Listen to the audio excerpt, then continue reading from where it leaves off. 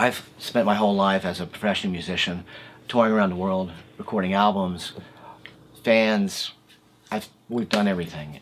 The only thing I had not done is record on my own and be in the driver's seat. I've always done it for somebody else. And originally it started off as a solo project, and I was going to play just bass on it and like to a drum machine or something like that, and write this album like so many other instrumentalists have done. I actually came to a point where I had 6 or 8 songs done, and I was kind of like, you know, it really needs to have something else. It needs some other influences. Sean always had this great idea of doing a side project and doing some different type of music that he, you know, he's always wanted to do, because we kind of get into other bands that are like Sault. Eventually, I found the right people for it, Curtis and Riggs and multiple drummers, but guys that could actually play to the stuff that I was writing, because my stuff is a little unusual. It was really unorthodox way of writing.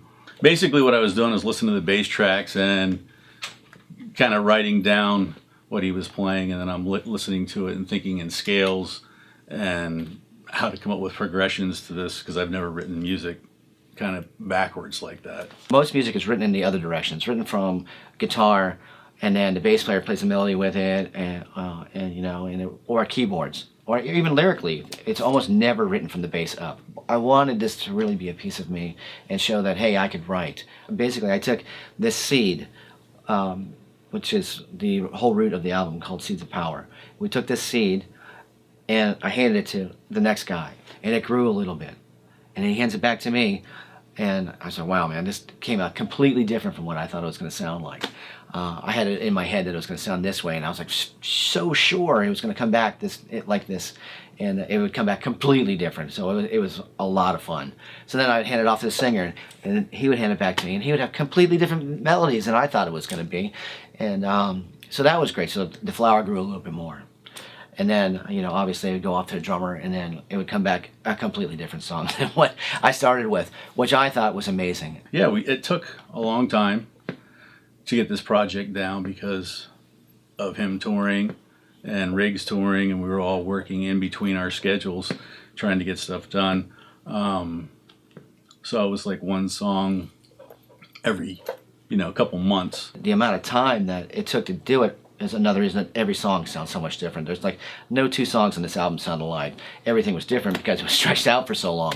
It's been great. It's been amazing to see the whole thing evolve, you know, to go from just an idea that Sean had and turn it into a whole working unit. And it's been amazing what he's done with it.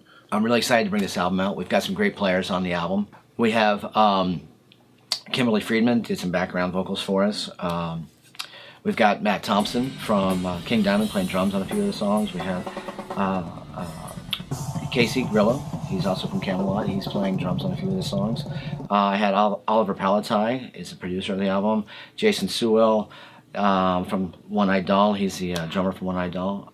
I can't wait for you guys to hear it. It comes out very soon. It's coming out March 2nd, and I look forward to sharing it to you and the rest of the world.